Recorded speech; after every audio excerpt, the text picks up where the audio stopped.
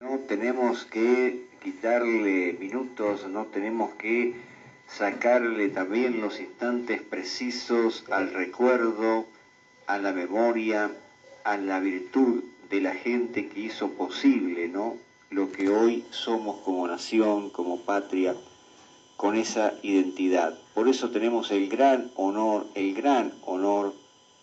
de poder conversar ya con el querido profesor Germán López, presidente de la Asociación Cultural Belgraniana. El profe hoy nos tiene que hablar de María Remedios del Valle, así que le decimos muy bienvenido, profe, y muchas gracias por estar. Muchas gracias a vos, Mario, un placer estar nuevamente en tu programa. Y un saludo a tu audiencia. Y felicitaciones por estos 30 años de trayectoria y estar al servicio de nuestra comunidad permanentemente. Bueno, gracias, profe. Realmente es un honor, un gran privilegio para quien les habla y para quien te habla poder llegar, ¿no?, con este bagaje, y que ustedes me recepcionen. Para mí es sinceramente muy, pero muy bueno, muy óptimo. Así que te agradezco, y también el honor de que estés aquí, ¿no?, compartiendo estos mensajes, estas lecciones. Hemos estado charlando de Belgrano, profe. Vos has estado refiriéndonos su vida, su obra, y también has estado hablando de Juana Azurduy, y ahora le toca el turno a María Remedios del Valle. Te digo que hay expectativa por saber qué podés aportar al respecto. María Remedios del Valle, la madre de la patria. La madre de la patria. Sí. Y así rescatamos a la mujer argentina, ¿no?, que también luchó y dejó su cuota de sangre por nuestra independencia. Sí. Nosotros siempre decimos que la identidad criolla se encuentra constituida por tres cosmovisiones, ¿no? La indígena, la española europea y la afro. Y esto nos hace ser un pueblo profundamente intercultural. Es decir, que cada uno de nosotros somos muchas culturas al mismo tiempo. Esta idea fue desarrollada por el filósofo cubano Fornet Betancourt y también trabajada por el filósofo argentino Alberto Buena. ¿Qué es lo que rescatan estos intelectuales? La afirmación del mestizaje hispano-criollo, ¿no? La interculturalidad se opone a la multiculturalidad, porque esta última es un mecanismo de dominación. ¿Por qué? Porque pretende desgajarnos en múltiples culturas, ¿no?, exaltando a cada una de ellas, y esto produce una fragmentación de la sociedad. ¿Por qué? Porque se exalta a las minorías por el simple hecho de ser minorías, en desmedro de las mayorías populares. Y es un mecanismo de dominación porque lo que busca justamente la fragmentación social. En cambio, la interculturalidad nos permite igualmente reconocer las múltiples culturas, pero todas ellas encarnadas en cada una de las personas. Y acá surge con fuerza la idea del mestizaje como categoría. El mestizaje, lejos de fragmentar, une a la sociedad porque todos somos indios, negros y europeos al mismo tiempo. Somos la síntesis de tres cosmovisiones. Sí. Por eso, el 8 de noviembre, Día de la Muerte de María Remedios del Valle, se estableció como Día de los Afroargentinos de la cultura afro. El pueblo afro llega a Hispanoamérica a través del comercio de esclavos, casi al mismo tiempo, al mismo momento de la conquista, ¿no? Algunas décadas después, comienzan a llegar esclavos africanos. ¿Y por qué se traen esclavos de África? Porque como la conquista de América tuvo un carácter misional, y lo que buscaba era convertir a los indígenas al cristianismo, después de un profundo debate, que se denominó el debate de Valladolid, se llegó a la conclusión de que los indígenas tenían alma, y por lo tanto no eran animales, y por consiguiente eran hijos de Dios. Bueno, este debate duró 20 años, y allí participaron doctores de la Iglesia. Los más reconocidos fueron Bartolomé de las Casas, que hizo una encendida defensa de los indios, y escribe un opúsculo muy citado por los que estudian estos temas, que se llama La brevísima relación de la destrucción de las Indias, ¿no?, donde relata, algunos dicen en forma exagerada, los abusos que los españoles hacían sobre la población indígena. allá de si sus denuncias fueron exageradas o no, los abusos existieron, indudablemente. Y por eso, en 1511 se produce en la isla de la Española, en las actuales República Dominicana y Haití, se produce el primer grito de libertad en América, de la mano de un sacerdote que se llamó Antón de Montesino. Es decir, que la primera defensa que se hace de los indígenas en contra de la esclavitud la hacen los sacerdotes dominicos. No es que no existía la esclavitud antes de la conquista de América, ¿no? Esto no era un vergel, no era un paraíso. Acá hubo imperios indígenas, como el azteca, por ejemplo, que sometía a los demás pueblos. De ahí sobreviene el éxito de la conquista española.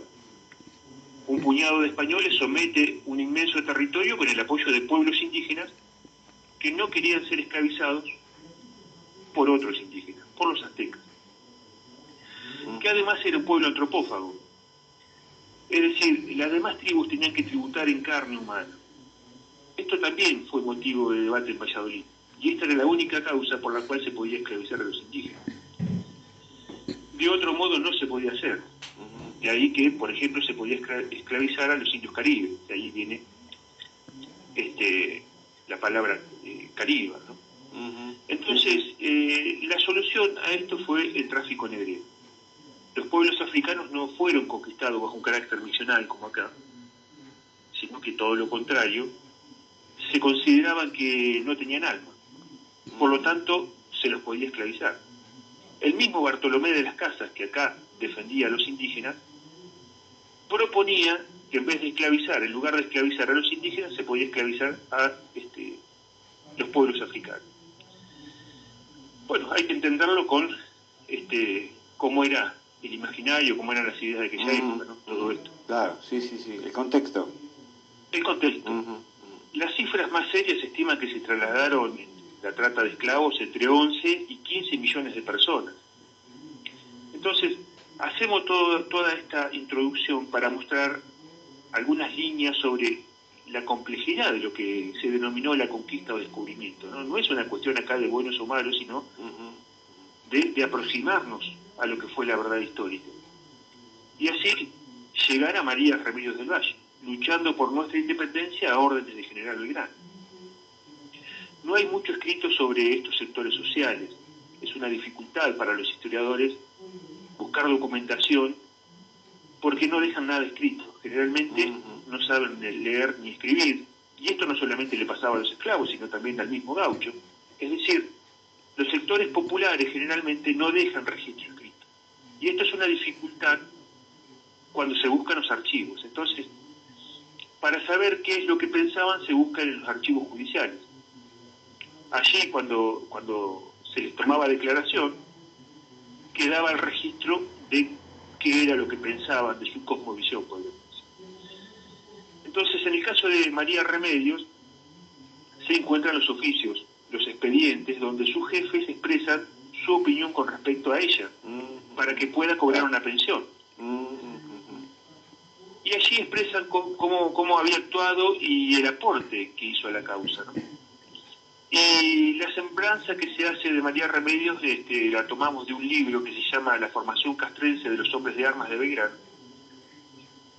Y dice que la sargento mayor, doña María Remedios del Valle, fue heroína del Ejército del Norte y muchos jefes distinguidos dejaron el testimonio indubitable de sus hazañas y de sus reales méritos al servicio.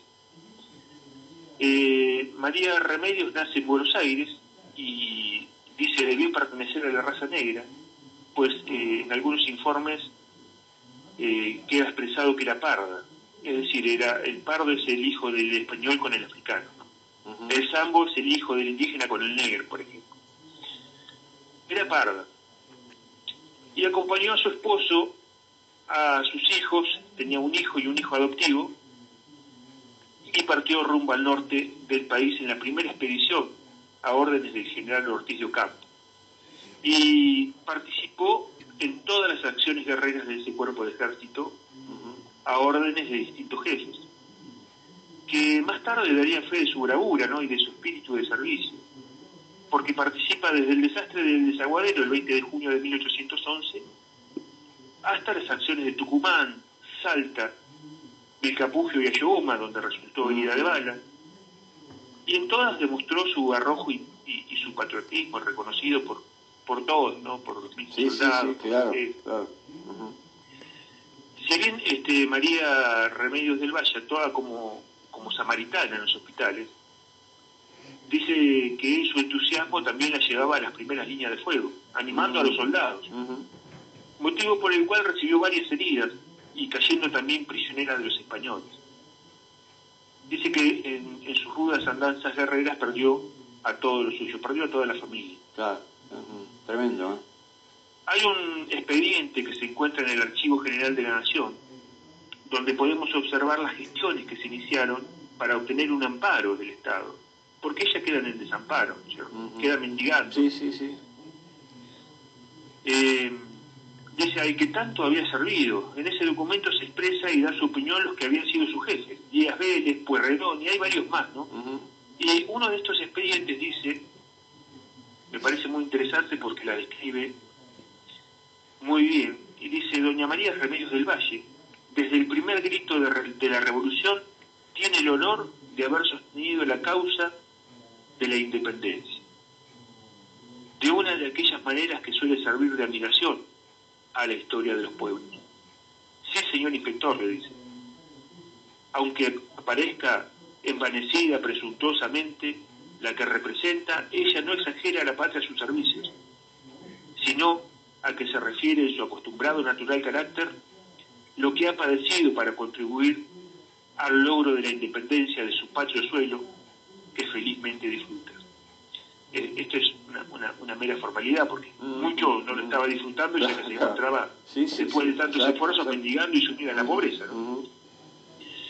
Dice: si los primeros opresores, continúa, del suelo americano aún miran con terror respetuoso los nombres de Caupolicán y Galvarino, quizás recordarán el nombre de la capitana patriota María de los Remedios, para admirar su firmeza de alma, su amor patrio y su obstinación en la salvación y libertad americana. Aquellos, al hacerlo aún se irritarán de mi constancia y me dejarían nuevos suplicios, pero no inventarían el del olvido para hacerme expirar de hambre, como lo ha hecho conmigo el pueblo, con quien tanto he padecido. ¿Y con quién lo hace? Con quien, para alimentar a los jefes, oficiales y tropas que se hallaban prisioneros por los realistas, por conservarlos, aliviarlos y aún proporcionarles la fuga a muchos, fue sentenciada por los caudillos enemigos, Pezuela, Ramírez y Tacón, a ser azotada públicamente por 9 días, con quien por conducir correspondencia e influir a tomar las armas contra los opresores americanos. Y batiéndose con ellos, ha estado 7 veces en capilla. Estar en capilla era que los presos que debían ser ejecutados pudiesen pasar su última noche en el lugar, ¿no? En la capilla, orando y arrepintiéndose de sus pecados y de sus delitos. Entonces María Remedio había estado 7 veces en esa situación. Dice: con quien por su arrojo, denuedo y resolución con las armas en la mano, y sin ellas, ha recibido 6 heridas de bala, todas graves, con quien ha perdido en campaña disputando la salvación de su patria, su hijo propio, otro adoptiva y su esposo, con quien mientras fue útil logró verse enrolada en el Estado Mayor del Ejército Auxiliar del Perú como capitana, con sueldo, según se daba a los demás asistentes, y demás consideraciones de su vida y su empleo. Ya no es útil y ha quedado abandonada sin subsistencia, sin salud, sin amparo y mendigando.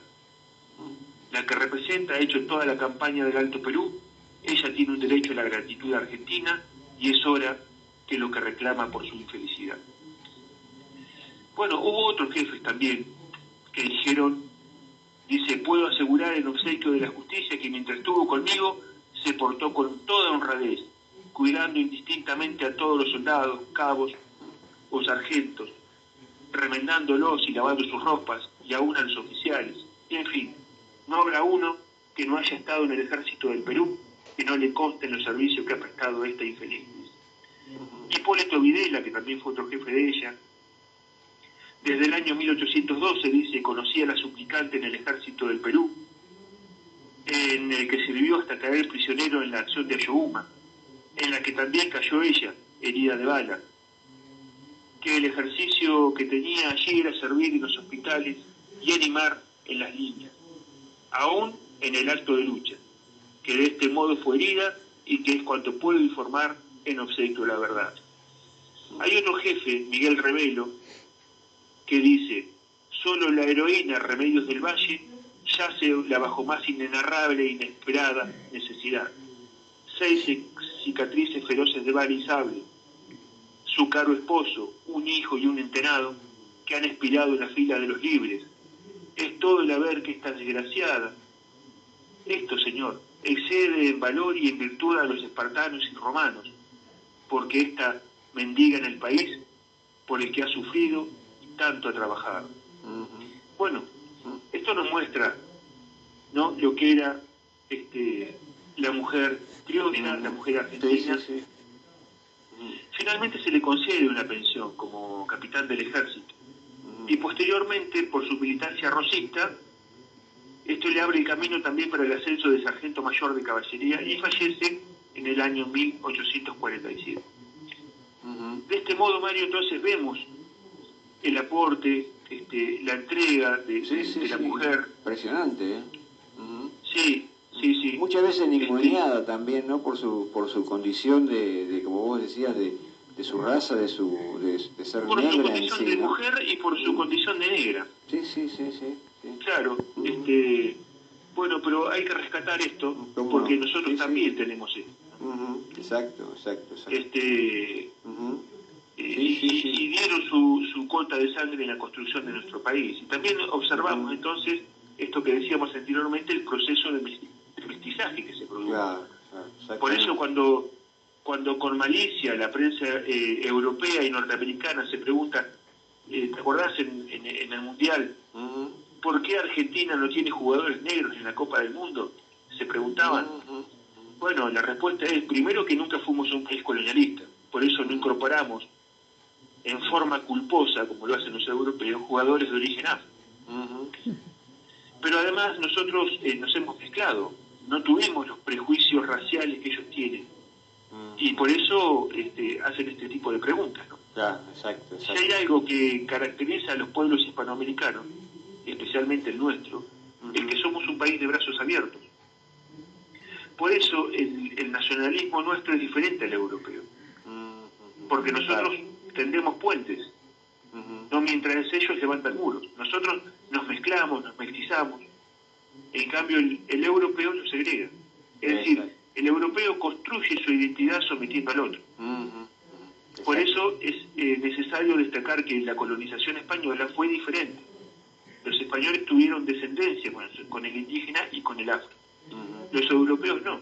Los norteamericanos en su conquista mataron a todos los indígenas y ahí no hubo mezcla de sangre.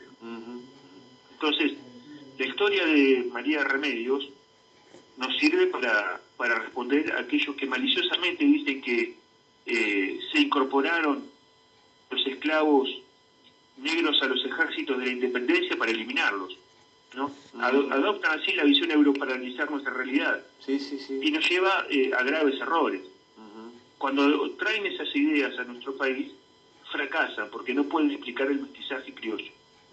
Que dice que es cierto que nuestra nación está constituida por varias culturas, pero estas culturas se han mezclado, se han mestizado. Y surge el criollo como categoría, que tiene algo de europeo, que tiene algo de afro, que tiene algo de indígena. Es todo esto en un solo tipo de hombre y mujer, que es el criollo. Y ahí surge entonces el interculturalismo, ¿cierto? Muy bien, y para finalizar, Mario, ya nos debemos preguntar también si estamos a la altura de honrar la memoria de todas estas personas que, como María Remedios del Valle, la madre de la patria, entregaron su vida y la de sus hijos para construir un país del que somos depositarios, y no sé si como sociedad estamos a la altura de esos sacrificios y de las circunstancias, ¿no es cierto? Qué consulta, profe. Yo creo que es realmente como para meditarla con toda sinceridad, ¿no?, y responsabilidad. Evidentemente algo puede haber de positivo, pero algo también de negativo, ¿no?, en lo que ha venido después, para encontrarnos en la situación que hoy estamos. Ahora, permitime por favor consultarte si se puede adelantar sobre qué vas a estar charlando la semana que viene. Mira, todavía lo estoy pensando, está bien. pero nos queda todavía un segundo teatro de operaciones que es la Banda Oriental. Ahí está Artigas y ahí también hay toda una historia para seguir porque Belgrano participó en eso. ¿Cómo no? Así que vamos a andar por ahí seguramente. Sí, bueno, como vos quieras, profe. Muchísimas gracias por todo esto y realmente sirve, e insisto, creo que nos deja para interpelar a cada uno lo que has preguntado. Muchas gracias, querido. Bueno, muchas gracias, Mario. Un saludo a todos. Toda la gente. Muchas gracias.